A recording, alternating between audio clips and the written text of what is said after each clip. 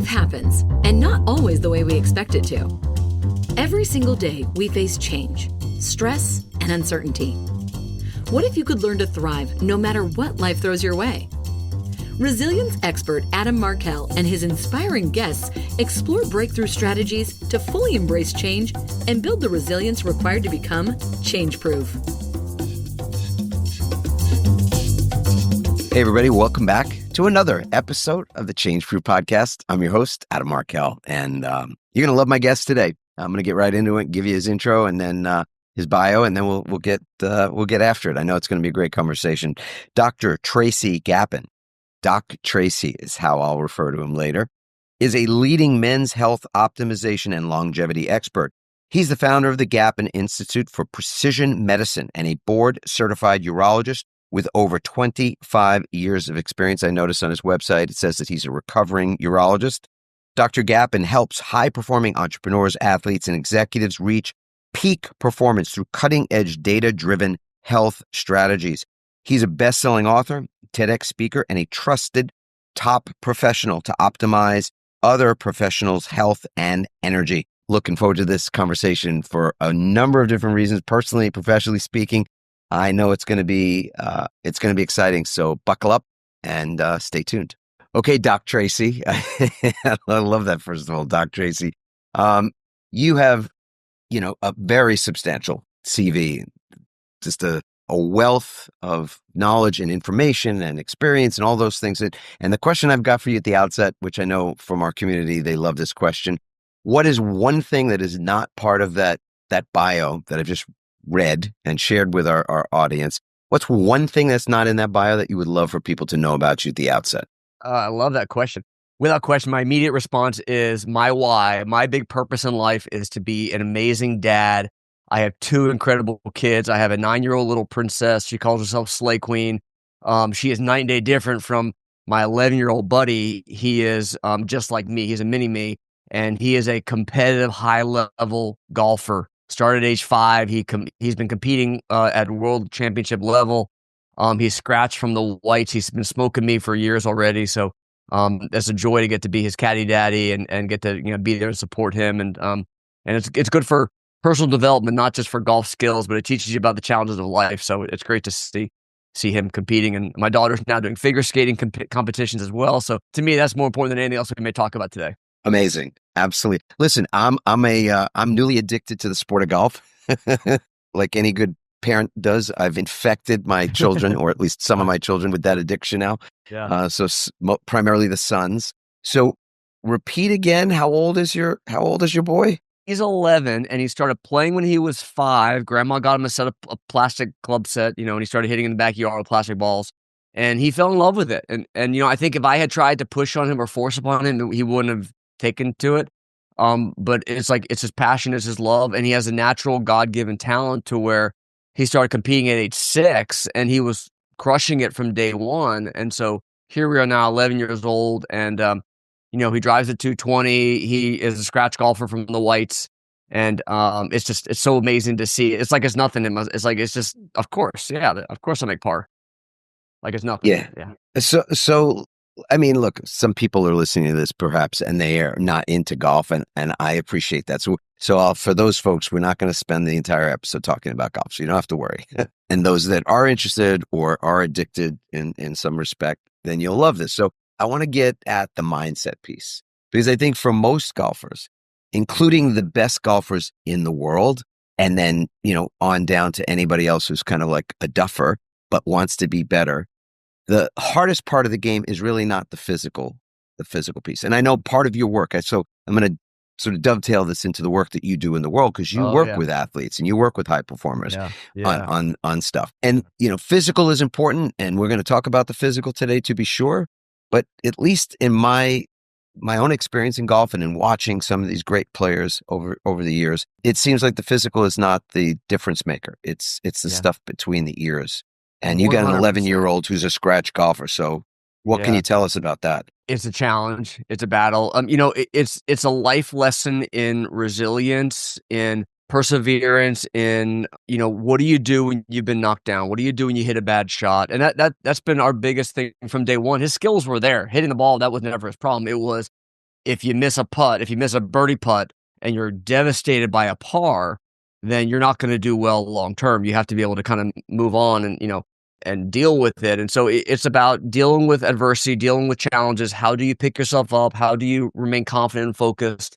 How do you not look backwards when we look ahead? All of the life lessons that are so important for all of us, especially distills all that. And it's about resilience and you just never give up what you do. You never give, and you continue to build and perseverance and focus on your goals at hand. And, all stuff that comes into play. And so I think that applies to golf at any age. It applies to, executives, to entrepreneurs, founders, and, running a small business. It applies to being a parent. It applies to focusing on your health, everything. It comes down to that kind of resilience. So there's a strong parallel. So I love that you went down this path. Yeah. Yeah.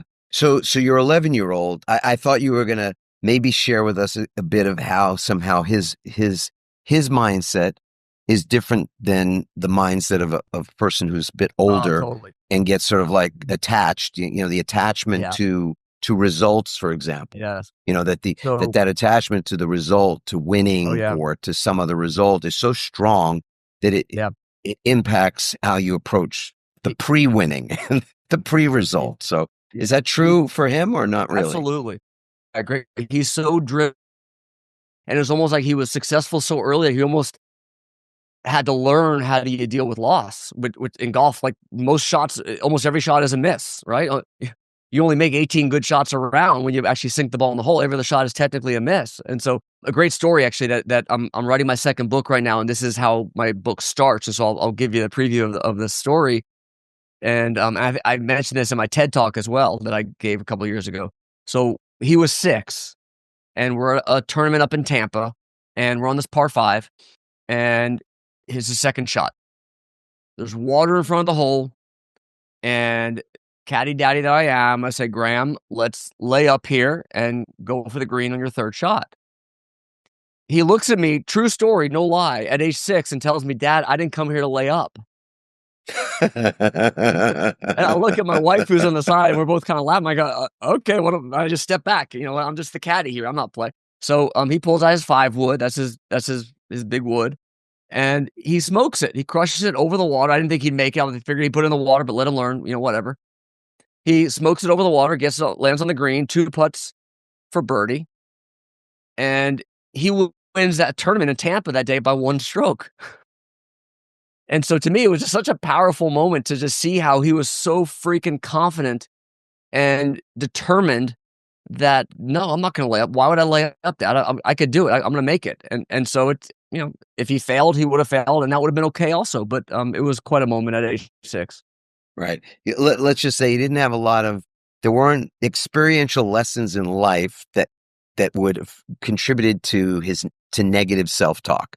Like he wasn't thinking in that moment, oh, the last time I tried this, or I remember back when I tried to do that. And I ended up, with this, it going sideways on me. So there wasn't that conflict happening. He said, has he seen the movie Tin Cup? We've talked to him about that. He hasn't seen it. I told the story of that scene. Yeah. But he hasn't. A kid doesn't have attention span for that kind of movie, but I've shared that amazing ending. Yeah.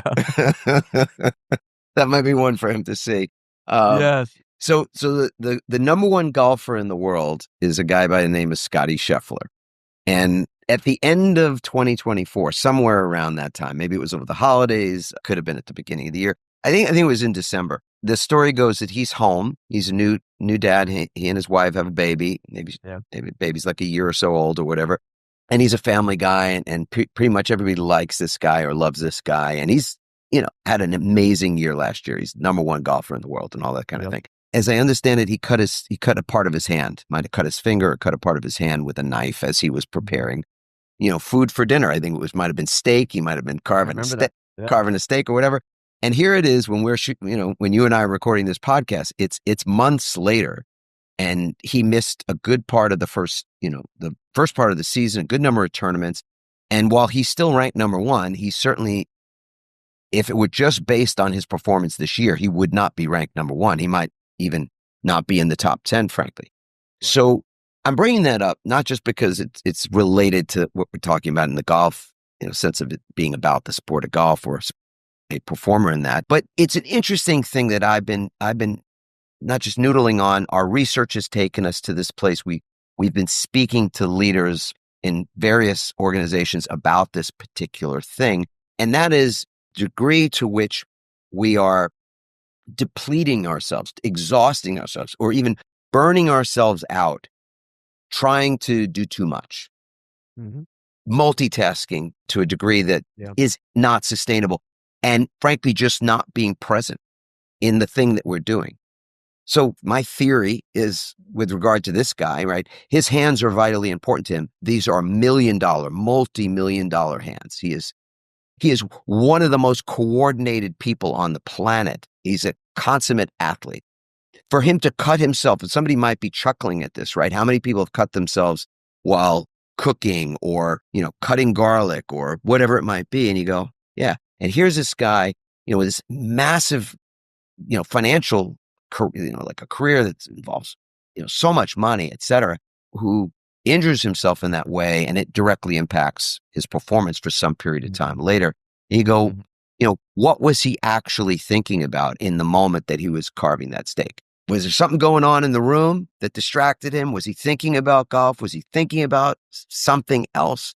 Was his head in a different place? He wasn't fully present. That would be my theory as to how something like that occurs. But I want to get your sense of, is that something you're noticing? And what's the real cost of just sort of not only not paying attention, but not being fully committed in the moment to what you're doing? So I love your shedding light on stress and how stress is a massive culprit in a lot of the chronic disease and health issues that we're suffering from. Causes from the medical physiologic side. It affects hormones. It causes inflammation. It tears up our gut health, which controls neurotransmitters in our brain and controls metabolism and controls our immune system. So almost everything in our body is in some way affected by this chronic stress that most entrepreneurs, founders, professionals, leaders fail to acknowledge is affecting them. And like you said, that we grind and we multitask and you go, and it's like you're pushing a race car in the red for so long, and eventually it's going to blow. And so I think it's so important to really emphasize there has to be balance. And for anyone, I don't care what position you are, CEO to bottom level employee, everybody needs to create balance in their life so that stress doesn't overcome them. And so being present with your family, for example, is a big part of that. Doing what you love. Like for me, I actually hate golf. I'm a hack. I'm terrible, but I go out there because I love being with my son. But what I really love to do is I love playing tennis. It's like, that's my freedom. That's my space of zen. And I love to decent at much better at that than golf. And so I schedule time for that. I schedule time for relaxation, for enjoyment, for things that I love to do. I schedule time with my family, vacations and trips. And I schedule what are called free days on my calendar. This goes to the strategic coach model of buffer, focus, and free day, where you have to schedule this balance in your life, or else it'll never freaking happen. And so everyone's so busy grinding in the Gary V model of just keep grinding and push harder and harder. There has to be balance. And what you find when you have that balance, suddenly when you do come back, you're much more focused and you're much more efficient and productive because you've had that chance to turn that engine off and let it cool off. And so really a massive deal. And one of the big things we work on with our clients is, not necessarily the medical stuff, but the lifestyle stuff, like how do you mitigate the effects of stress? Because it's such an important component. Yeah, it's fascinating because resilience, I think the research is pretty clear, at least, some of it is. I know our research points in this direction, but we're certainly not alone in it, that resilience is not really about grit. I mean, there's an element of being tenacious and persistent and not quitting things easily and that kind of thing. And your capacity to grind at times can be helpful. But if the pandemic, I think, taught us anything, it's that you cannot win a race that has no end. So resilience is much more about our method and our rituals for recovery, it seems, than it is about how you're able to just grind your way through it.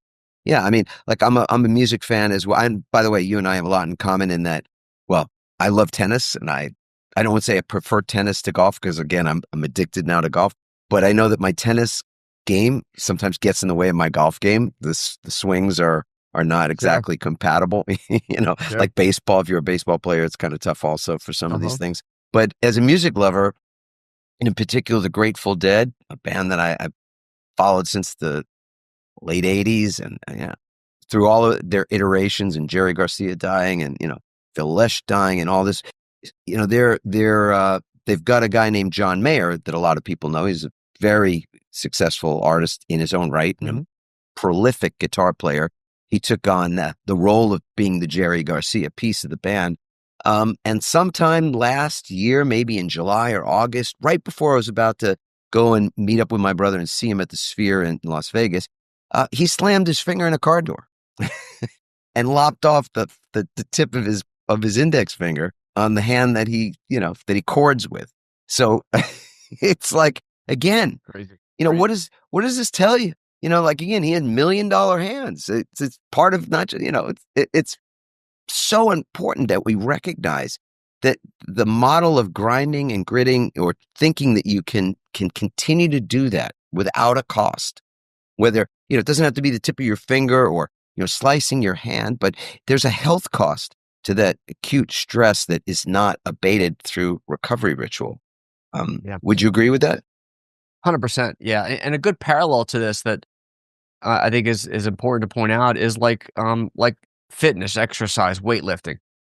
So a lot of people may not be aware of this, but lifting weights does not build muscle. You're like, what? And people have quoted me online, what he doesn't know what he's talking about. Lifting weights does not build muscle. You are actually damaging your muscle when you lift weights. When you recover is when you repair bigger and stronger and you actually build muscle. And so this is why, when you're sleeping and when you're recovering is when you're that muscle actually grow hypertrophies and that's how you build mass. That's how you build muscle is the recovery time. If you don't have the recovery time, then you don't build muscle. I've actually seen it so many times where these big bodybuilder dudes are massively stressed and they're inflamed and they have cardiovascular disease and they're not nearly as healthy as you would think because they're actually overtraining. They're overdoing it. It's too much. And so this parallels exactly what you're saying, where there is a fine line there, nuance of where, yeah, you got to push yourself. Yeah, you got to work. I'm not saying be lazy, but you also need balance. You need recovery time if you're going to actually get the best results. Yeah.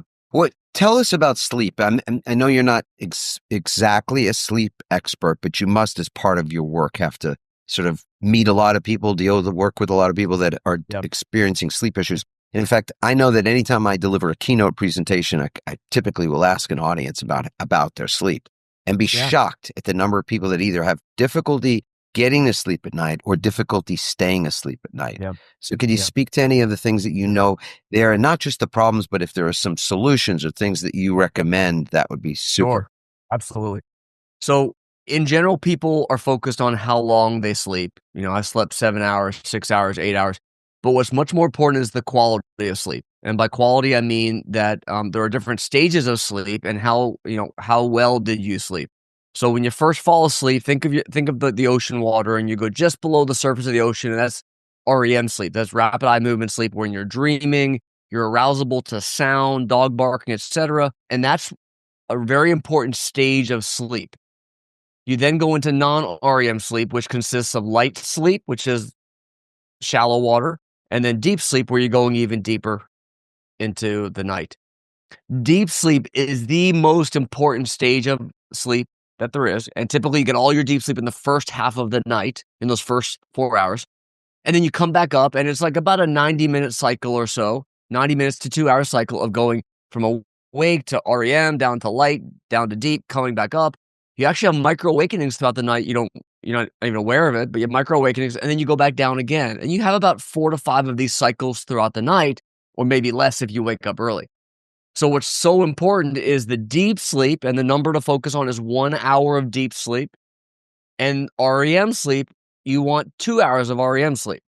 So those are the two stages of sleep to focus on. And obviously, the only way to know that information is to track it. And so this is why wearables are so valuable. And there's Ultrahuman, there's the Aura, there are several devices out there. Yeah, one way or the other, you want to track the quality of sleep.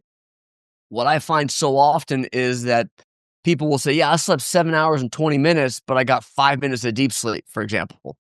That's when you wake up and you feel like crap. You thought you slept okay. You wake up and you're still tired and you're struggling through the day and you can't wait to go back to sleep again. Very, very common to see that type of picture. The other picture we see is where you wake up in the middle of the night, and typically it's 2:30, 3 o'clock, right around that, after 2 cycles of sleep in the middle of the night. You wake up, you think you have to pee. That's the common trigger. But typically that's just the brain. When you wake up, your first response is a natural, normal reflex. I got to pee. But that's typically, very rarely, if ever, what's actually waking you up. What's waking you up is stress, is cortisol, I was telling you about going just below the surface of the water, going back down deep and then coming back up again.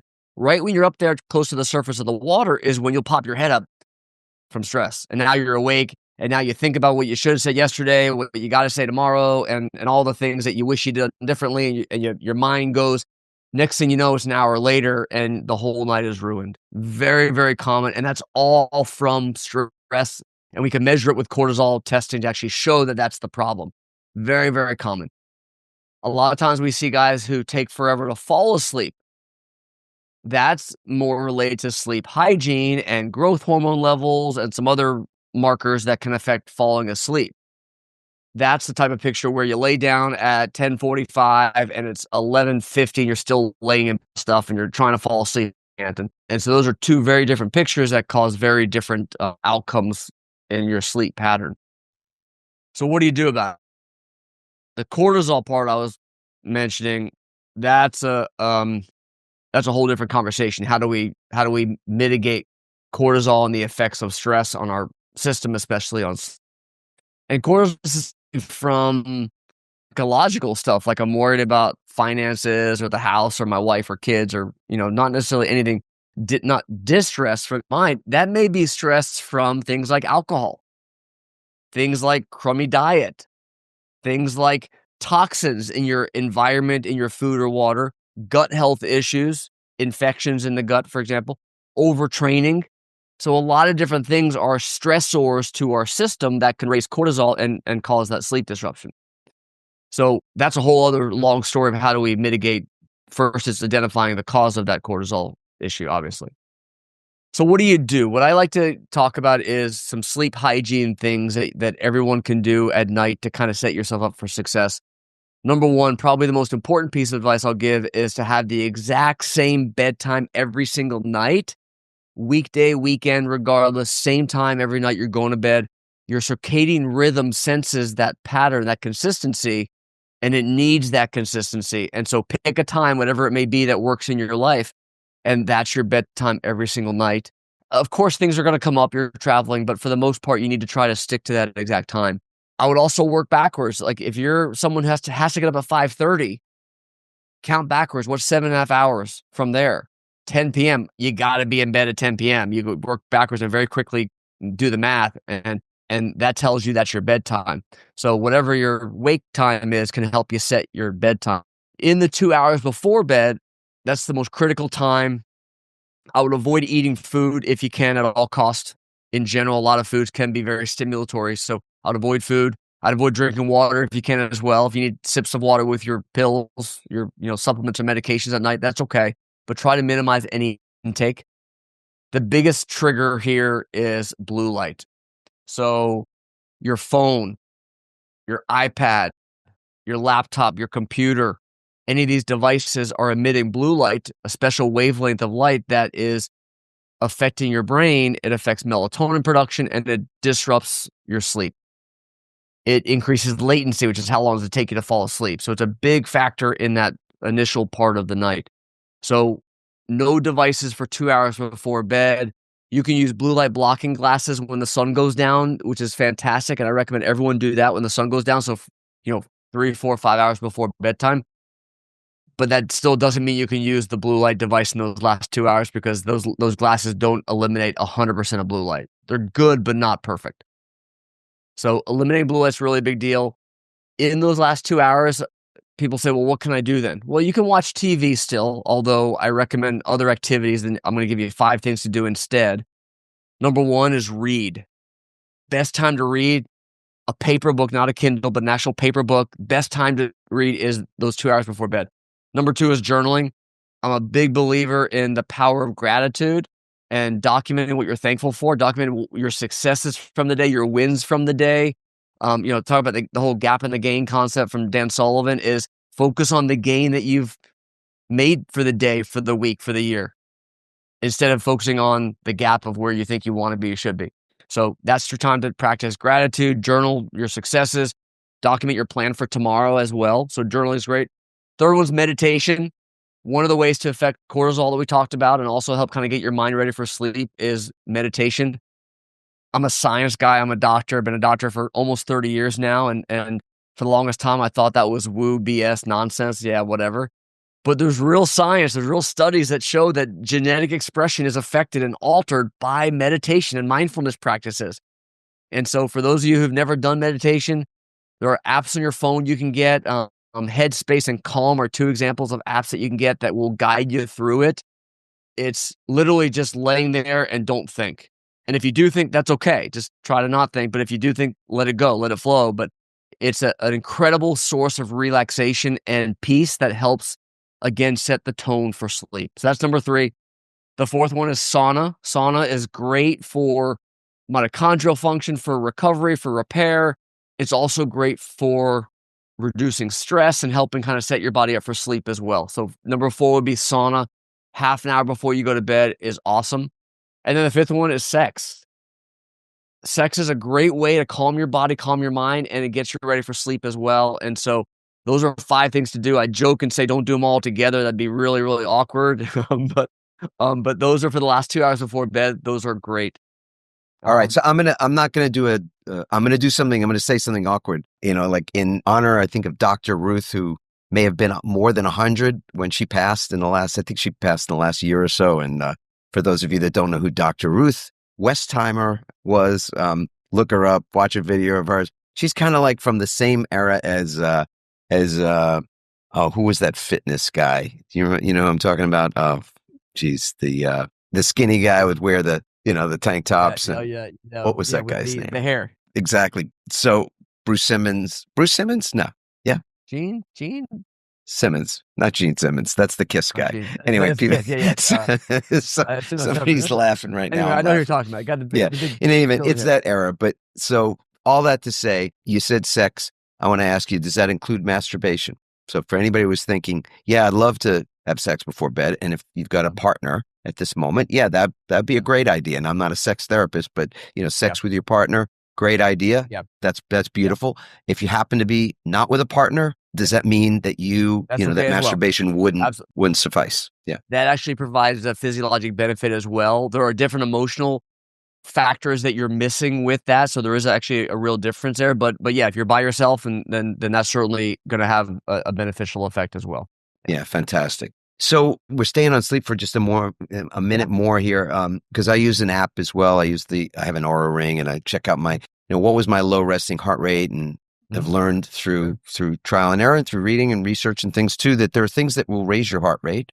My understanding is it's really important that if your low resting heart rate, whatever that might be, mine is typically like 47 or 48 at some point in the night. When it's in the middle of my sleep, I wake up and I'm like shot out of a cannon. I'm ready to go. When my low resting heart rate happens really close to when my waking time is, more like 5 a.m. or 6 a.m. or something like that, then I wake up, I'm groggy, not quite, hungover or whatever, but groggy. And the kinds of things that raise your heart rate, and where it is that it takes a little bit of time for your body to recalibrate and get back to a low resting heart rate, are things like alcohol. So alcohol in the evening, or eating or exercising in the evening, those things raise your heart rate, make it a little more difficult. But the thing that I still don't quite get, and maybe Dr. Tracy, you can explain this to me, is the whole heart rate variability thing. Yeah. And again, I know this is not your full specialization area, because you're a urologist by specialty, right? This is what we do. Yeah. This is what you do. Okay. This is what we do. Yeah. We are massive focus on data and how do you interpret the data? How do you apply it to what you're doing? And, we do a lot of stuff, hormones, peptides, supplements, nutrition, fitness, and all kinds of different protocols. But the data is how you actually can measure what you're doing is actually working. Otherwise, how do you know if you're actually getting anywhere? So I love that we're having this conversation. So it's right on cue. All right. So what is that? Yeah, it's great. So heart rate variability is, or HRV for short, is a direct marker of stress.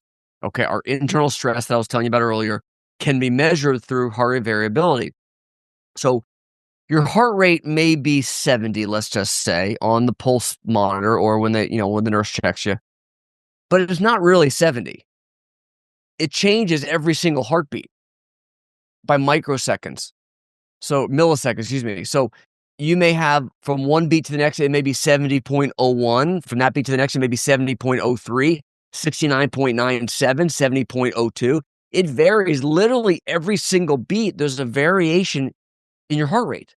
It varies, hence heart rate variability. And so, and the more variation, this is like one of those inverse things where the number's higher, it's like supposed to be higher. Exactly. The more the better. Yeah. And the way to think about it is when your body is rested and recovered and in an optimized state, you're dynamic. You're able to adapt. You're able to pounce. You're able to do whatever you got to do. You can quickly, dynamically adjust to the situation like that in literally a split second. And so the heart variability measurement is measuring your body's ability to very quickly and dynamically adapt to the environment. If you're sick, if you're ill, if you're stressed, what happens is your system becomes contracted and tight, and you'll have maybe a high heart rate, but more importantly, your heart rate variability will plummet. It's very static. It doesn't change. You can't adapt to your environment as well. And so that's how you can use that information. So we are big on tracking HRV, and it's going to tell you how you're responding to your behaviors, to your environment, so that you can adapt. Example, when you drink alcohol, you will see your heart rate variability plummet. When you drink alcohol, you'll also see your deep sleep scores plummet as well, but it'll affect your heart rate variability. When you travel, when you eat crummy foods, when you get a poor night's sleep, you'll see your heart rate variability plummet. When you overtrain, same thing. So it's a great way to measure how rested your body is. I love the fact that we started this conversation talking about stress and how it impacts your body. This is the direct way to actually measure that on a daily freaking basis, and you can do it yourself from the comfort of your own home. So now how do you measure it? So this is really important. A lot of people use their Aura ring, and I love Aura. They use their Garmin. I've had Garmin for years. They use their Apple. They use their Fitbit. They use their Whoop. They use all different devices, and I'm agnostic to device. But what's more important to point out here is heart rate variability is not something you measure all day.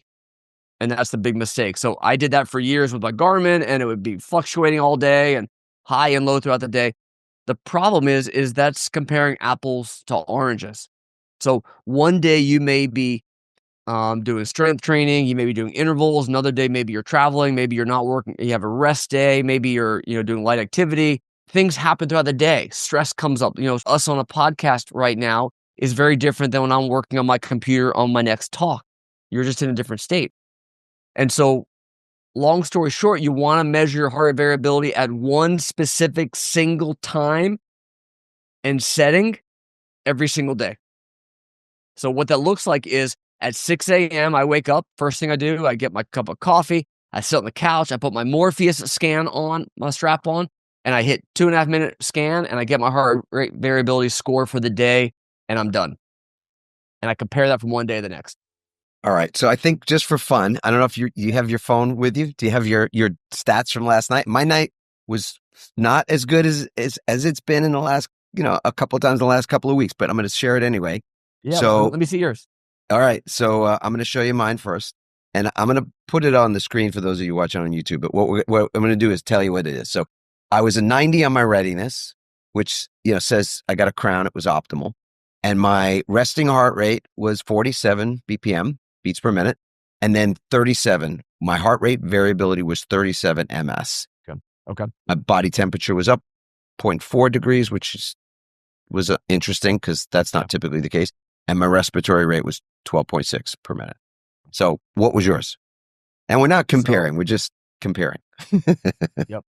And then my low resting heart rate was at 3 a.m. on a total sleep between 12:04. I went to sleep late last night. 12:04 and 8 a.m. I stayed in a little bit.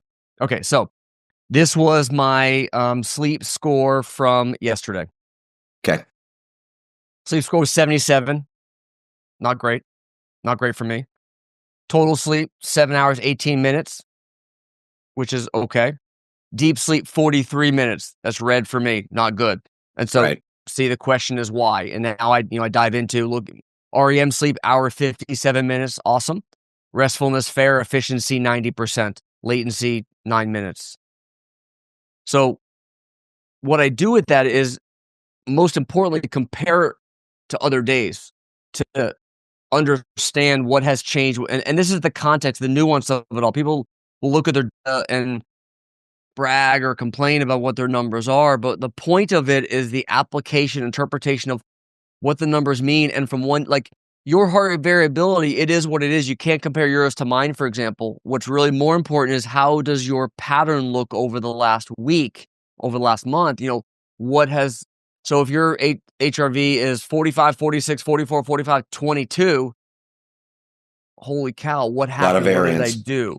Yeah. Yeah, the aberration. You want to understand what's causing the delta like that. So that's the real value of it. If it change, the one thing to point out is I don't look at my data like it's absolute exactly, 43 minutes of deep sleep, whatever, because they're not that accurate. They're not 100% accurate. It's the gestalt 30,000 foot view, general understanding of where you are. And when you see big changes, what caused it. Yes. No, I feel like it's device really is important. perfect. No, I mean, I think when I'm sharing about it, and I'm not I'm not sponsored by them. I don't have an interest in the company, like I'm not an affiliate or any of that stuff. But for that particular device, the Aura Ring, but I think it's about awareness. Because if you're an athlete, it's a good comparison, again, because we started talking about this anyway, but let's say you're a professional athlete. Let's say you're an Olympic athlete and you have an Olympic race, tomorrow. What would you be doing? What would you be thinking about? How would you be taking care of your body, treating yourself today if that were what you were going to be doing tomorrow? I think people just routinely are taking themselves for granted. And it's ironic because a lot of the work that we do in the way of resilience training and things, we do for health professionals. It can't get any more ironic than that. Like, you're a doctor. So I was not sort of baiting you, but it's just more like if you lined up 10 doctors and you lined up 10 nurses and we did an evaluation of how they take care of themselves and what they are actually helping other people to do, like life-saving work, like really important work. Those people who are so nurturing to others usually nurture themselves dead last. I don't know if you fit in that category or not, but that's what I've noticed about the health profession and industry as a whole. I don't know if you see that as well. Do you speak to your own colleagues? I know you speak to the finance, you're very prolific in the finance space, and you were speaking to the airline industry just yesterday, and but how about your own people? They don't listen. There you go. Thank you. This is because our healthcare system is so broken. I could talk an hour about just this alone, about how our, doctors in this country, we're 17 years behind the science. We're so focused on just finding the right drug to treat whatever problem we're treating for the patient in front of us, just to get them out the door and move on, that you think they're focused on their own health and thinking about sleep and stress and gut health. And no way. It's almost sheer survival mode. It's all about diagnosis, drug, and you get very siloed into what you're doing. And so I don't even bother. I don't even try with my colleagues, because they'll come to me when they're kind of ready and open to learn more about the stuff. And that's when it's fun, but not until then. Yeah. Yeah. I'm so glad that we got to actually, have that enter the space just now and chat about it. I love, I don't know if Dr. Casey Means is a name you're familiar with, but the book Good Energy, I think a lot of people have heard of this book. My son-in-law gave me that book over Christmas, and halfway through it and loving it. And she shares a philosophy with you in that regard. So, look, I know our time is wrapping up here. I want to cover one more thing and maybe squeeze out a couple of extra minutes here. The wealth gap, health gap. You and I in before we hit record, we sort of chatted about that, because you do work often with people in the finance space and the family practice groups there. And then you've also worked in corporate, but that's not sort of typically what you've done. And I asked you, well, what's the difference between those two groups in terms of speaking and your content, et cetera? And then you shared that nuance with me. Would you share that with our audience as well, please? So I work with a lot of high-performing leaders, founders, entrepreneurs, small business owners, professionals, some executives. I work with a lot of retired athletes. I work with NFL players, race car drivers, Olympic athletes, all walks. But what's interesting is it tends to be the entrepreneur, the founder, who is more on the cutting edge and open and receptive to this idea around health optimization and not just waiting, like our traditional healthcare system is all about just treating disease, wait till there's a problem, very passive reactive. Entrepreneurs get it. They're forward thinking. They recognize that there's a lot of conversation out there, and books like Casey Means' book and, lab testing companies that are out there, and a lot of voices are now starting to bring this to the public realm, and I love it. It's awareness. It's awesome. A lot of executives, they're so entrenched in their corporate office and in the boardroom and grinding that they tend to, in general, this is a generalization, but they tend to be less aware, less willing to kind of make change. And this is where, executive health is such a big deal. And I talk about this concept of health span, wealth span, what you were talking about earlier, that, you look at guys like Paul Allen, who was worth $30 billion. He was the co-founder of Microsoft, worth $30 billion when he died at age 65 from lymphoma.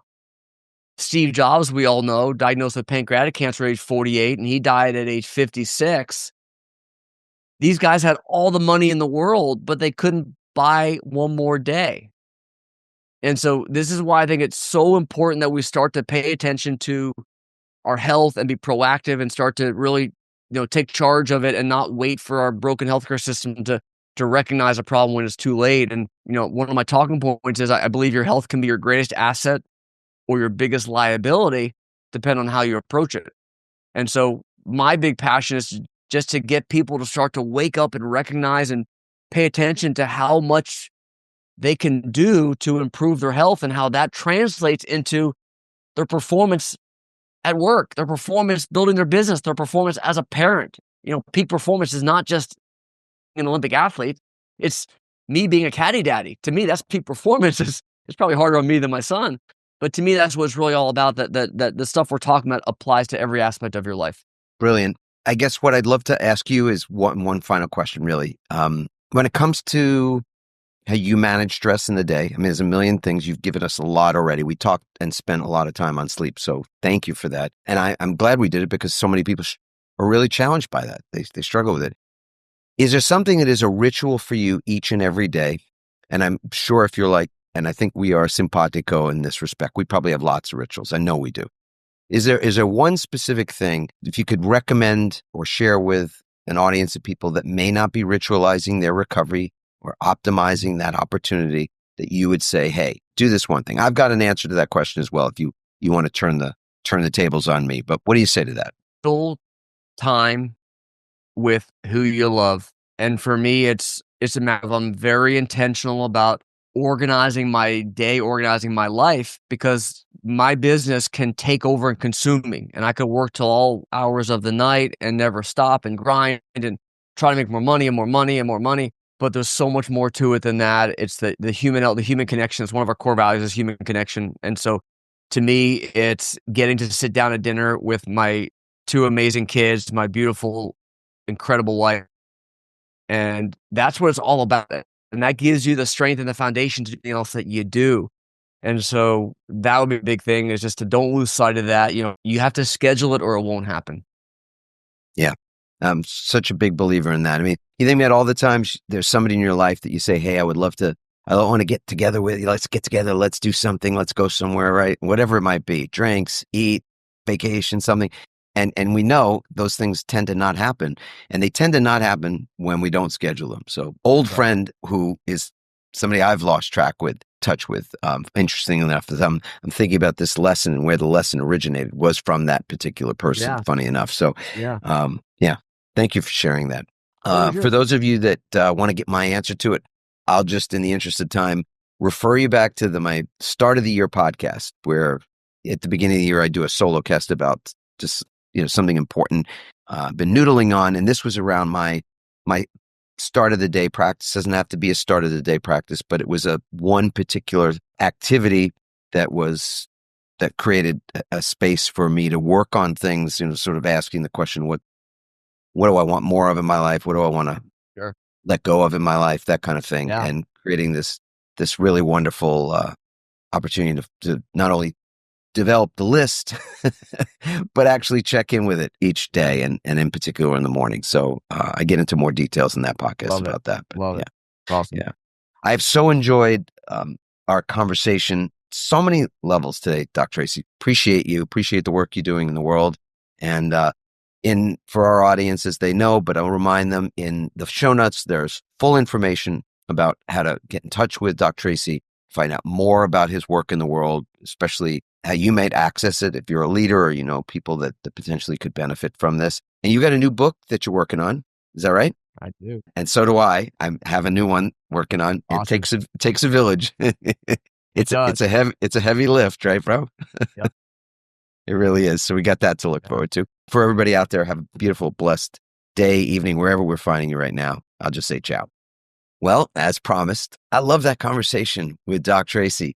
I love the fact that we were able to navigate the distance, or the delta between the initial statement he made about his son and his family, his wife, his daughter, and golf.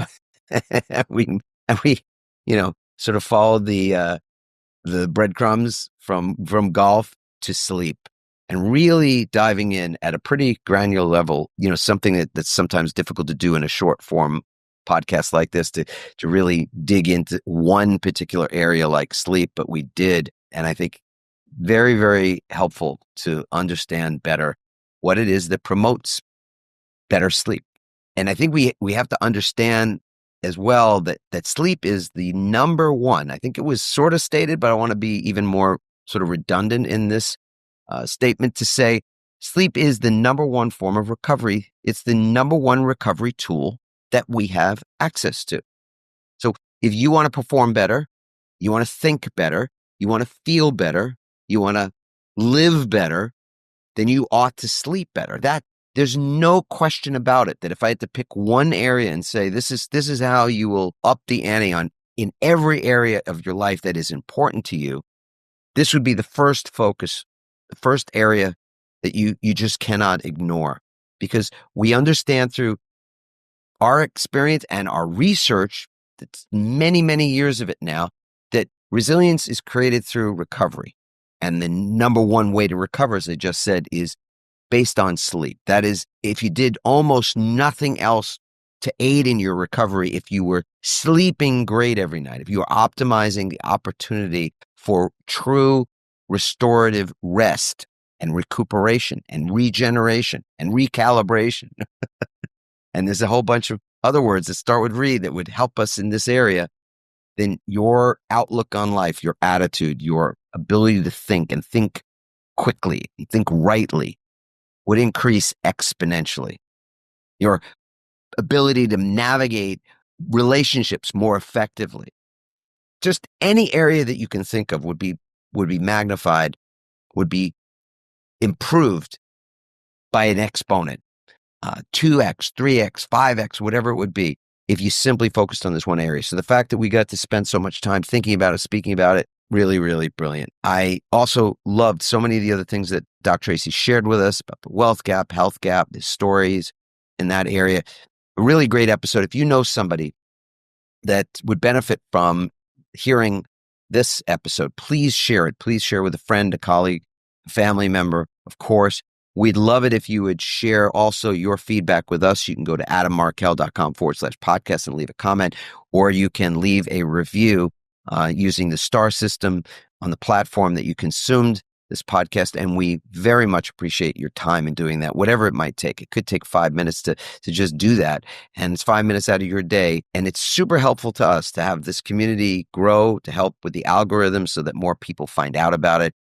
So I thank you for taking the time to do it. There's really nothing in it for you other than just, giving something back. If you feel like this was additive to you, if this was a value, if you got anything out of it and you could share that, pay that forward, that would be spectacular. But again, we thank you just for being a part of this community. Hope that that's working for you. And again, always welcome to your feedback if it's not. Thank you so much as always.